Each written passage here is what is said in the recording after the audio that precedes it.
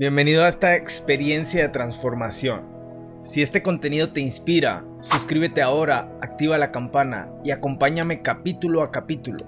Aquí no solo escuchas, aquí creces, aprendes y te conviertes en tu mejor versión. Comparte este audiolibro con alguien que lo necesite. Empezamos. Hola, ¿qué tal? Bienvenidos a este nuevo capítulo de Hombres de Integridad. Mi nombre es Marcos Martínez. Hoy voy a tener el gusto de leer con ustedes el capítulo 13 de este libro llamado Hombre de Verdad. Muy bien, empecemos. Capítulo 13. El costo de la grandeza. La madurez no viene con la edad, sino que empieza con la aceptación de la responsabilidad. He hecho esta declaración más de una vez en reuniones, usualmente seguida de: es por esto que algunos hombres son más maduros a los 17 años que otros a los 47. En cierta ocasión, una mujer en la primera fila exclamó en voz alta: ¿47? Lo que usted querrá decir 67. La verdadera madurez y la grandeza en la hombría empiezan con la aceptación de la responsabilidad. Usted puede ver con esto en el epítome del hombre de verdad, Jesús. Su grandeza se ve a la luz del hecho de que no simplemente aceptó la responsabilidad de venir en la carne de acuerdo a la voluntad del Padre, sino que en la redención aceptó la responsabilidad por los pecados de toda la humanidad. Para cumplir la voluntad del Padre, Cristo llevó los pecados de todo el mundo en el Calvario. Una cosa es aceptar la responsabilidad por sus propias acciones y otra cosa es aceptar las de los pecadores más contumaces y reprensibles, cargar su culpa y vergüenza, soportar su castigo cuando es completamente inocente y sin culpa.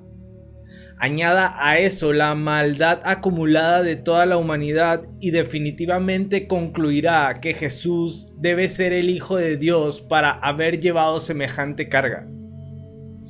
La mayoría de los hombres difícilmente puede llevar su propia culpa y mucho menos llevarla del mundo entero.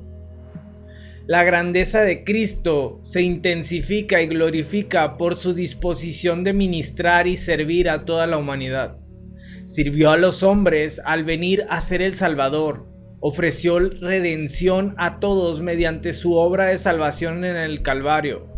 Ahora sirve a la humanidad al satisfacer las necesidades de su iglesia como intercesor de ellos y al contestar las oraciones de todos los que invocan su nombre. Cristo enseñó que el que quiere hacerse grande entre vosotros será vuestro servidor y el que quiera ser el primero entre vosotros será vuestro siervo. Mateo 20, versículos 26 y 27.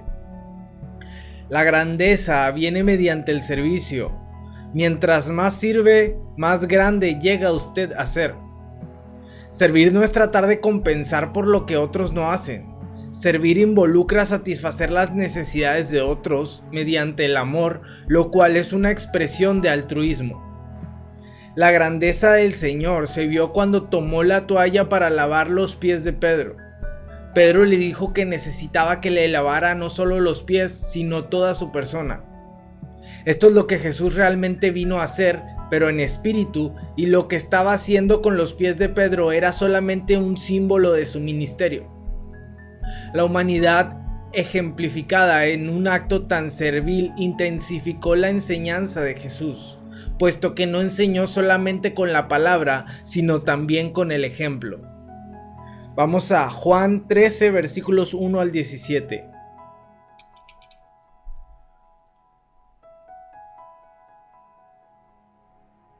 Juan 13, 1 al 17. Muy bien. Jesús lava los pies de sus discípulos. Antes de la fiesta de la Pascua, sabiendo Jesús que su hora había llegado para que pasase de este mundo al Padre, como había amado a los suyos que estaban en el mundo, los amó hasta el fin. Y cuando cenaban, Como el diablo ya había puesto en el corazón de Judas Iscariote, hijo de Simón, que le entregase, sabiendo que Jesús el Padre le había dado todas las cosas en las manos y que había salido de Dios y a Dios iba, se levantó de la mesa y se quitó su manto y tomando una toalla se la ciñó. Luego puso agua en un lebrillo y comenzó a lavar los pies de los discípulos y a enjugarlos con la toalla con que estaba ceñido. Entonces vino a Simón Pedro y Pedro le dijo: Señor, ¿tú me lavas los pies? Respondió Jesús y le dijo: Lo que yo hago, tú no lo comprendes ahora, mas lo entenderás después. Pedro le dijo: No me lavarás los pies jamás. Jesús le respondió: Si no te lavare, no tendrás parte conmigo. Le dijo Simón Pedro: Señor, no solo mis pies, sino también las manos y la cabeza. Jesús le dijo: El que está lavado no necesita sino lavarse los pies, pues está todo limpio, y vosotros limpios estáis, aunque no todos. Porque sabía a quién le iba a entregar. Por eso dijo: No estáis limpios todos. Así que después que les hubo lavado los pies, tomó su manto y volvió a la mesa y les dijo: ¿Sabéis lo que os he hecho? Vosotros me llamáis maestro y señor, y decid bien, porque lo soy. Pues si yo, el Señor y el Maestro, he lavado vuestros pies, vosotros también debéis lavaros los pies los unos a los otros. Porque ejemplo os he dado, para que como yo os he hecho, vosotros también hagáis. De cierto os digo, el siervo no es mayor que su Señor, ni el enviado es mayor que el que le envió. Si sabéis estas cosas, bienaventurados seréis si la hiciereis. Muy bien. Seguimos con el libro. Jesús aceptó la responsabilidad de servir. Sus propias palabras todavía certifican su ministerio. El Hijo del Hombre no vino para ser servido, sino para servir. Mateo 20:28. Debido a su misericordia, ejercemos diariamente la fe en Él, oramos y creemos que responderá. Incluso ha encargado a los ángeles que sean espíritus ministradores para aquellos que heredarán la salvación. Vamos a Hebreos 1:14.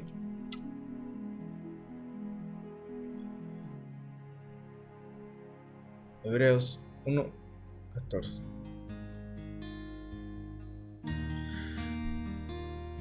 ¿No son todos espíritus ministradores enviados para servicio a favor de los que serán herederos de la salvación?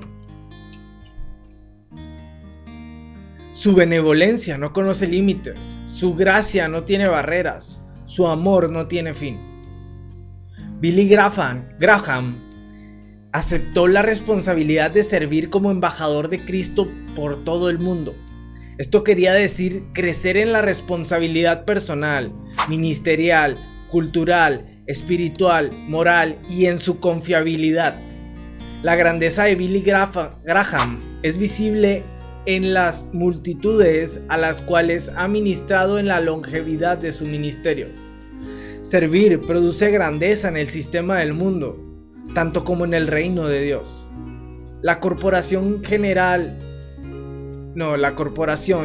Motors se convirtió en una de las compañías más grandes del mundo debido a que sirvió a muchas personas. Una compañía pequeña al principio creció y generó grandeza al proveer carros, equipos y accesorios. La fama y la grandeza no son sinónimos. Hay una gran diferencia entre Madonna y la Madre Teresa. Madonna es famosa, la Madre Teresa es grande. El que es más pequeño entre vosotros, ese es el más grande, dijo Jesús. Lucas 9:48. El proceso de maduración empieza con la fe, añade excelencia moral y a eso conocimiento, luego dominio propio, también paciencia, desarrolla la piedad, la bondad amable y a todo eso añade amor. Vamos a 2 de Pedro 1, versículos 5 al 7.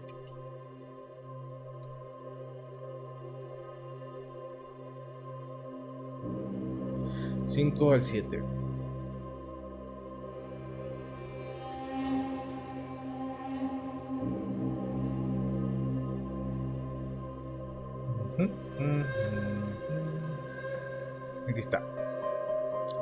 Vosotros también, poniendo toda diligencia, por esto mismo, añadid a vuestra fe virtud, a la virtud conocimiento, al conocimiento dominio propio, al dominio propio paciencia, a la paciencia piedad, a la piedad afecto fraternal y al afecto fraternal amor. Seguimos con el libro. Inicialmente, para empezar el proceso, es necesaria la aceptación de la responsabilidad por el pecado.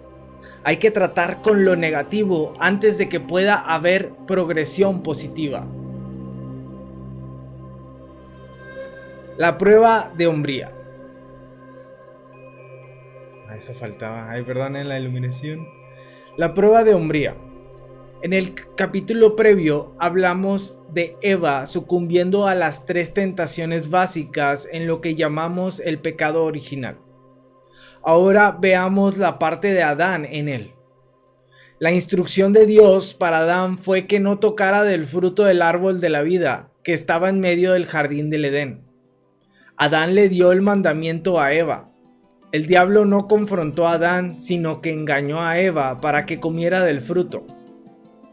Racionalizando su conducta para justificar su acción, Adán rechazó la voluntad y la palabra de Dios y se unió a Eva en su insurrección. Vamos a Génesis 3. Génesis 3. Desobediencia del hombre. Pero la serpiente era astuta más que todos los animales del campo que Jehová Dios había hecho, la cual dijo a la mujer: ¿con que Dios os ha dicho, no comáis de todo árbol del huerto? Y la mujer respondió a la serpiente: del fruto de los árboles del huerto podemos comer, pero del fruto del árbol que está en medio del huerto, dijo Dios, no comeréis de él ni le tocaréis, para que no muráis.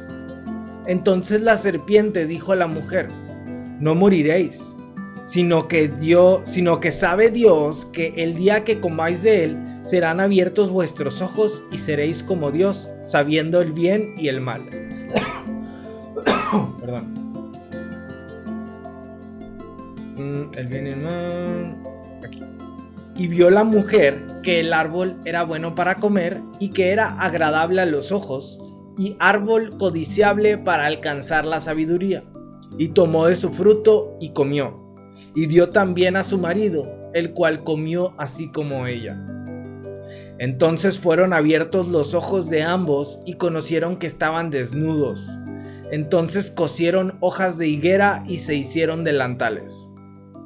Y oyeron la voz de Jehová Dios que se paseaba en el huerto al aire del día, y el hombre y su mujer se escondieron de la presencia de Jehová Dios entre los árboles del huerto. Mas Jehová Dios llamó al hombre y le dijo: ¿dónde estás tú? Y él respondió: oí tu voz en el huerto y tuve miedo porque estaba desnudo y me escondí. Y Dios le dijo: ¿quién te enseñó que estabas desnudo? ¿Has comido del árbol del que yo te mandé que no comieses? Y el árbol respondió, la mujer y el árbol. Y el hombre respondió, perdón. Y el hombre respondió, la mujer que me diste por compañera me dio del árbol y yo comí. Entonces Jehová Dios dijo a la mujer, ¿qué es lo que has hecho? Y dijo la mujer, la serpiente me engañó y comí. Y Jehová Dios dijo a la serpiente, por cuanto esto hiciste, maldita serás entre todas las bestias y entre todos los animales del campo. Sobre tu pecho andarás y polvo comerás todos los días de tu vida. Y pondré enemistad entre ti y la mujer, y entre tu simiente y la simiente suya. Esta te herirá en la cabeza y tú le herirás en el calcañar. A la mujer dijo, multiplicaré en gran manera los dolores en tus preñeces, con dolor darás a luz los hijos, y tu deseo será para tu marido, y él se enseñoreará de ti. Y al hombre dijo, por cuanto obedeciste a la voz de tu mujer y comiste del árbol de que te mandé diciendo, no comerás de él. Maldita será la tierra por tu causa, con dolor comerás de ella todos los días de tu vida. Espinos y cardos te producirá, y comerás plantas del campo. Con el sudor de tu rostro comerás el pan hasta que vuelvas a la tierra, porque de ella fuiste tomado, pues polvo eres y al polvo volverás. Y llamó Adán el nombre de su mujer Eva, por cuanto ella era madre de todos los vivientes. Y Jehová Dios hizo al hombre y a su mujer túnicas de pieles y los vistió. Y dijo Jehová Dios: He aquí el hombre es como uno de nosotros, sabiendo el bien y el mal. Ahora, pues, que no alargue su mano y tome también del árbol de la vida y coma y viva para siempre. Y lo sacó Jehová del huerto de Edén para que labrase la tierra de que fue tomado. Echó, pues, fuera al hombre y puso al oriente del huerto de Edén querubines y una espada encendida que se revolvía por todos lados para guardar el camino del árbol de la vida. Muy bien. Más tarde, seguimos con el libro. Más tarde, cuando Adán y Eva oyeron la voz de Dios en el jardín llamándolos para compañerismo, se escondieron. Cuando Dios se enfrentó a Adán, este admitió que se estaba escondiendo debido a su culpabilidad y temor. La siguiente pregunta de Dios a Adán fue que si le había desobedecido comiendo de la fruta. Considere lo que hizo Adán en este punto. Dios le hizo una pregunta directa para confrontarle. ¿Has comido del árbol que yo te mandé no comieses? Dios estaba lidiando con Adán como un padre con un hijo. Dios quería que Adán fuera un hombre. Responde la pregunta, ¿lo hiciste o no? La mujer que tú me diste, ella fue la que me dio el árbol y yo comí. Fue la respuesta de Adán a la pregunta. Adán respondió y fracasó en la prueba de hombría. Echó a Dios la culpa de su problema. Adán rehusó aceptar la responsabilidad por sus acciones. La respuesta de Adán determinó el curso de los hombres desde entonces y hasta ahora. Algunos eruditos bíblicos abogan que la razón para la expulsión de Adán del huerto del Edén no fue su pecado, sino porque rehusó aceptar la responsabilidad por sus acciones. Basan esto en la idea de que Dios hubiera perdonado a Adán si éste hubiera confesado, se hubiera arrepentido y hubiera pedido perdón con integridad de corazón. Él no hizo nada de esto, por lo que fue imposible que Dios le dejara en el huerto. Al pecar contra Dios, la naturaleza de Adán cambió. La evidencia de esto se ve en su declaración. La mujer que me diste por compañera me dio del árbol y yo comí. Génesis 3:12. La acusación de Adán en contra de Dios para justificarse a sí mismo demostró su complicidad con Satanás, a quien se le llama el acusador de los hermanos. Vamos a Romanos 12:10.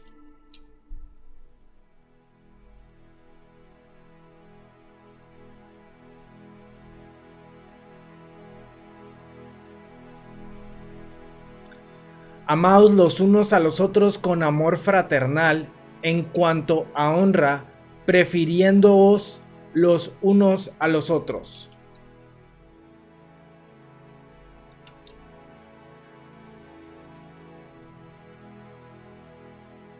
¿Sí leí el correcto?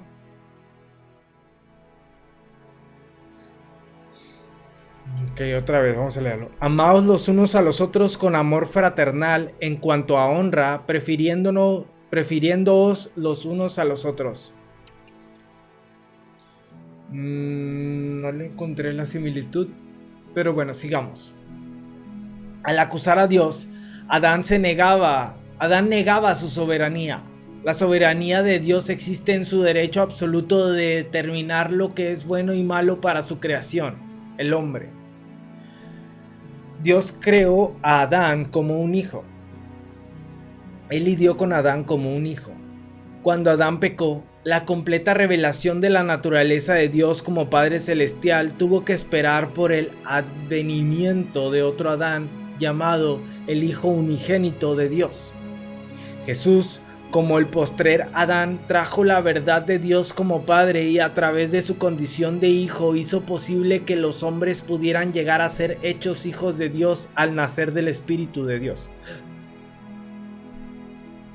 Un principio básico de ser padres es enseñar a los hijos a aceptar la responsabilidad por sus acciones. La disciplina para imponer corrección es una forma de enseñar obediencia. Pero antes de que el padre discipline, debe asegurarse de que el hijo comprende lo que está ocurriendo. Si un coronel de un cuartel del ejército constantemente le dice a su hijo de 8 años que no juegue con su pelota entre las casas de su vecindario porque hay riesgo de que rompa alguna ventana, pero se encuentra una ventana rota, entonces, antes de disciplinar a su hijo, el coronel le pregunta a su hijo si él lo hizo. Muchas veces un padre sabrá si un muchacho ha hecho algo, pero es vital que el padre dé al hijo la oportunidad de admitirlo, de modo que su hijo pueda aceptar la responsabilidad por sus propias acciones. Entonces, la disciplina que el hijo recibe llega a basarse en su honesta admisión de culpa. Mentir, negar o echar la culpa a otra persona solo para absolverse a sí mismo será lo mismo que pedir un castigo más fuerte que el que ocasionaría una honesta admisión de la desobediencia. El padre quedará más complacido con la integridad del hijo y con que éste acepte su responsabilidad antes que si trata de esquivarla. Aceptar responsabilidad.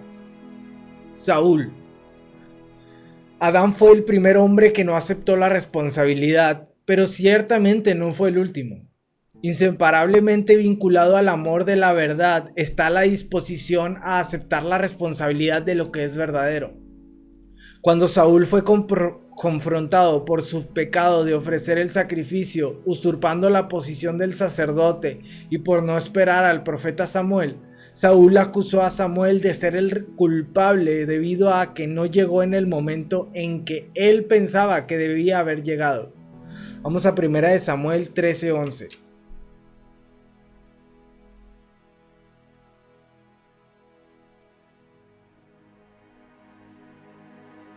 Entonces Samuel dijo: ¿qué has hecho?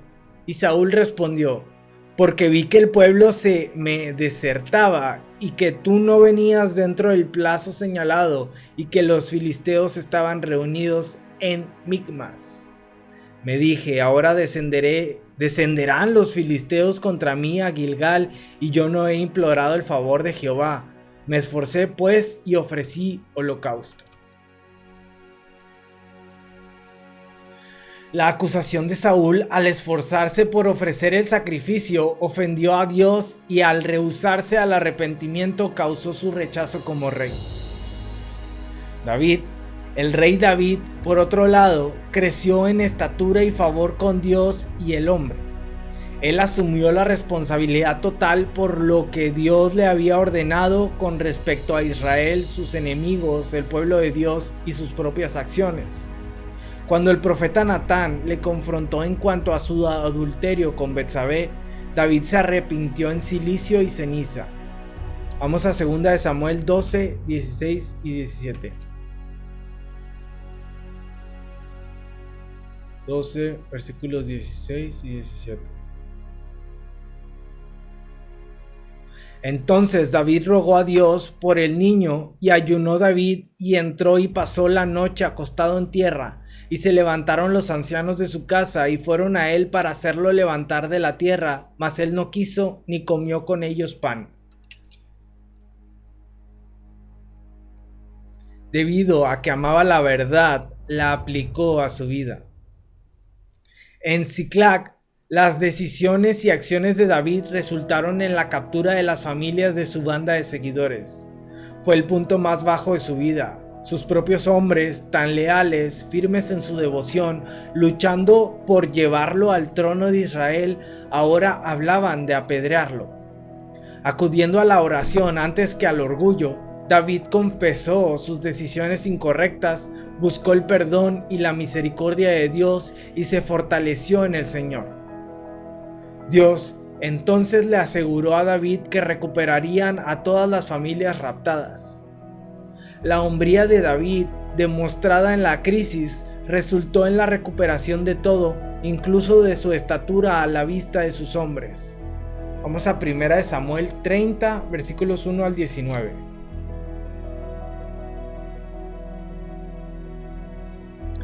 David derrota a los amalecitas. Cuando David y sus hombres vinieron a Ziklag al tercer día, los de Amalec habían invadido el Negev y a Ziklag y habían asolado a Ziklag y le habían prendido fuego. Y se habían llevado cautivas a las mujeres y a todos los que estaban allí, desde el menor hasta el mayor, pero a nadie habían dado muerte, sino se los habían llevado al seguir su camino. Vino, pues, David con los suyos a la ciudad, y he aquí que estaba quemada, y sus mujeres y sus hijos e hijas habían sido llevados cautivos. Entonces David y la gente con él Entonces David y la gente que con él estaba alzaron su voz y lloraron hasta que les faltaron las fuerzas para llorar. Las dos mujeres de David, Ahinoam, Jezreelita, y Abigail, la que fue mujer de Nabal, el de Carmel, también eran cautivas. Y David se angustió mucho porque el pueblo hablaba de apedrearlo, pues todo el pueblo estaba en amargura de alma, cada uno por sus hijos y por sus hijas. Mas David se fortaleció en Jehová su Dios.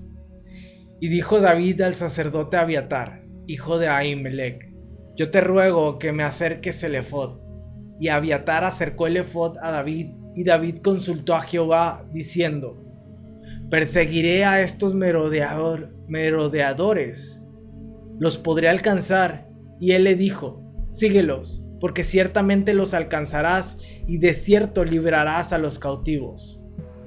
Partió, pues, David, él y los 600 hombres que con él estaban, y llegaron hasta el torrente de Besor, donde se quedaron algunos. Y David siguió adelante con 400 hombres, porque se quedaron atrás 200, que cansados no pudieron pasar el torrente de Besor. Y hallaron en el campo a un hombre egipcio, el cual trajeron a David, y le dieron pan, y comió, y le dieron a beber agua.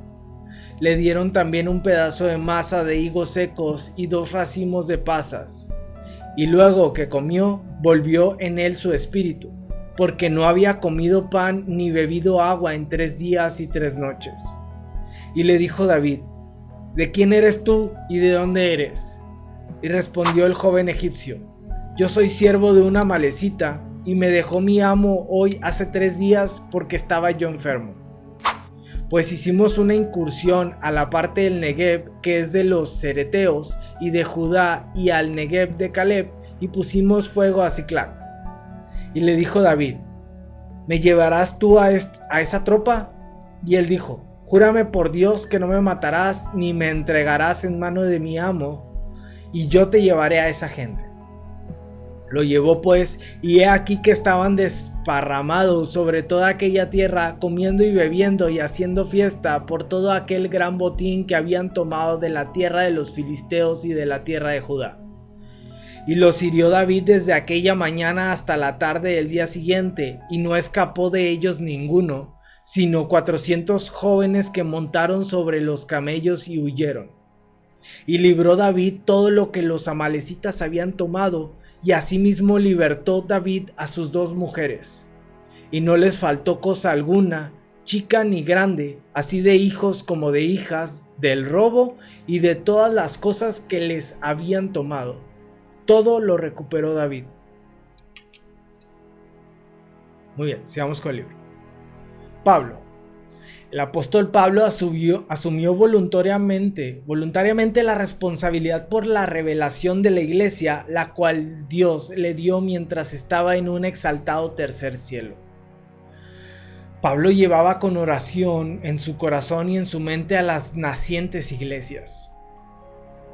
Él es el mismo que confesó ser el primero de los pecadores y aceptó su responsabilidad por sus violentas acciones antes de su conversión en contra de los cristianos. Vamos a 1 de Timoteo 1:13.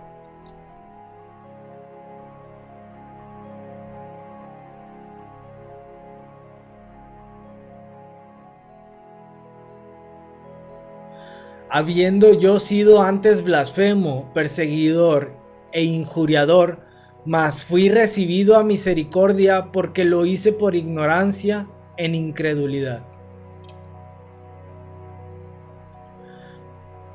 Seguimos. Pablo aceptó la responsabilidad de ser modelo ejemplar para todo creyente varón de sus días, al decir: imítenme a mí como yo imito a Cristo. Vamos a 1 Corintios 11:1, nueva versión internacional.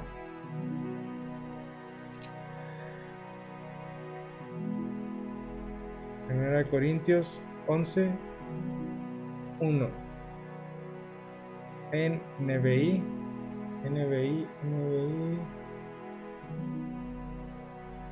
Está.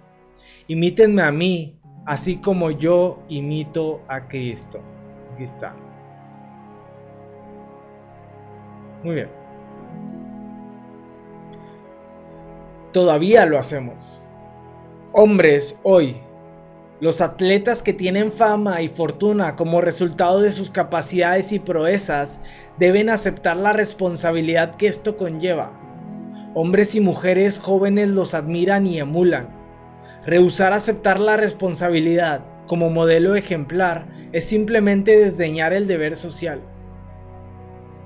Los padres que les dicen a sus hijos: no hagas lo que yo hago, haz como yo digo, están tratando de evadir la responsabilidad de fijar un modelo de conducta para que sus hijos los imiten.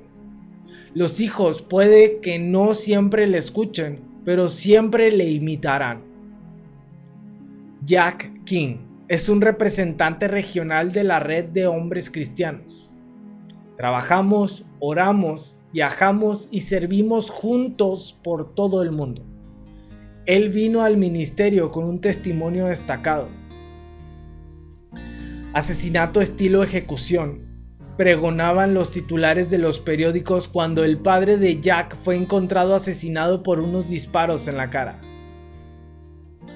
Por años, Jack llevó una pistola consigo y pasó la mayor parte de su tiempo planeando ajusticiar al hombre que asesinó a su padre.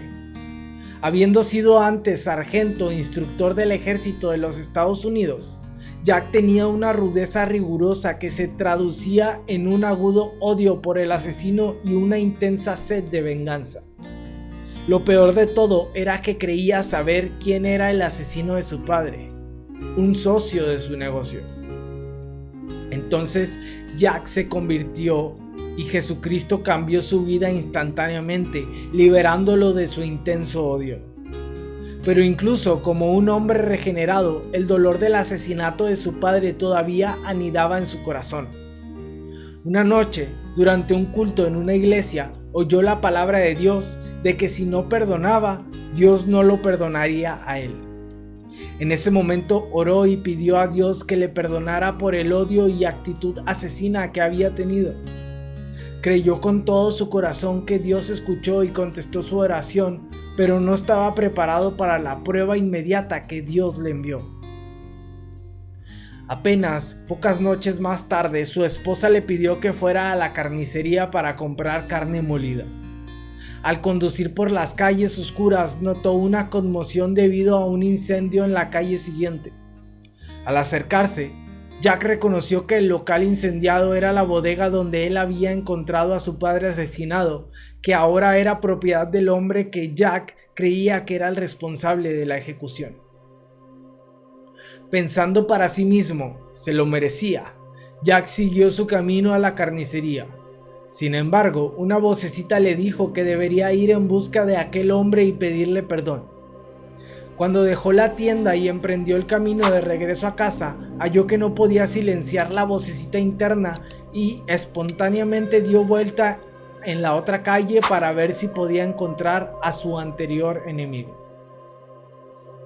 Saliendo de su vehículo, En el punto en que su padre había muerto, Jack anduvo por el callejón oscuro para examinar el caos y ver si podía encontrar al que había sido socio de su padre. Al resplandor de los reflectores intermitentes de las motobombas, Jack vio a un hombre de pie en las sombras junto a él. Esforzándose en medio de la oscuridad y el humo, Jack vio que era el mismo hombre que buscaba. Reuniendo hasta la última fibra de su fuerza, se acercó al hombre y le preguntó: ¿Sabe usted quién soy? Me pareces conocido, fue la respuesta entrecortada. Yo soy Jack King. A pesar de la oscuridad, Jack pudo ver que el hombre palidecía por el terror. Posteriormente, Jack se enteró de que el hombre había pensado que él había incendiado el local y que ahora quería completar su venganza. Dios ha cambiado mi vida, le dijo Jack, y ahora he venido a pedirle que me perdone por acusarlo del asesinato de mi padre. Estoy tratando de corregir las cosas que hice mal antes de mi conversión. Una de las cosas que debo pedirle que perdone es mi odio y por haberlo perseguido durante todos estos años, y también por haber tratado de arruinar su vida, su familia y su carrera. Oh, pues, está bien, fue la respuesta. Pues quiero que me perdone por todo el daño que le he hecho, insistió Jack. Por favor, perdóneme. No hay problema, está perdonado, dijo el hombre rápidamente, al parecer queriendo concluir la conversación. No, volvió a insistir Jack, afirmándose con cada palabra. Quiero que realmente me perdone, no solamente de palabra, sino viviendo verdaderamente. No quiero volver a ofenderlo nunca más ni mantener ninguna mala voluntad en contra suya. Quiero que sepa eso. Hubo una pausa larga. Finalmente el hombre dejó escapar un hondo suspiro y afirmó que le perdonaba. Jack le extendió la mano y ambos se dieron un buen apretón. Con la incomodidad vencida, Jack pasó la siguiente media hora contándole a su anterior enemigo cómo Cristo había cambiado su vida y lo que eso significaba para su familia. La conversación concluyó con Jack ayudando al hombre a elevar la oración de salvación. Entonces, impulsivamente, Jack le puso un brazo sobre el hombro y los dos lloraron juntos a medida que los años de sufrimiento, odio y temor se desvanecían. De camino a casa, las lágrimas de Jack eran casi un peligro mientras conducía. El encuentro, repleto de emociones, le había producido una enorme liberación. Jack tenía el gozo de saber que había actuado como un hombre de verdad. Hoy en día, Jack es un nuevo hombre. Después de sus días de tipo rudo en el fútbol, el ejército y su carrera, Jack aprendió que aceptar la responsabilidad por sus acciones y hacer restitución le dio un sentido de hombría que no había encontrado en ninguna otra parte. Dios nunca le pidió a Jack que asumiera la responsabilidad por el asesinato de su padre. Dios estaba ocupándose de eso. Mía es la venganza, yo pagaré, dice el Señor. Romanos 12:19. La responsabilidad de Jack era tener un corazón puro, lleno de perdón hacia los otros, de modo que Dios pudiera perdonarle por completo. Individual o colectivamente, el ser responsable determina la grandeza en la vida. Nuestra fama, fortuna, prestigio o poder no cuentan la historia. La manera en que servimos lo hace. Y esto se construye sobre la responsabilidad que estamos dispuestos a aceptar. El que quiera hacerse grande entre vosotros será vuestro servidor. Mateo 20:26. Es la palabra de aquel quien sirve como Salvador y Señor. Gracias por llegar hasta el final. Si este capítulo te habló al corazón o te dio una nueva perspectiva, dale like, comparte y suscríbete si aún no lo has hecho.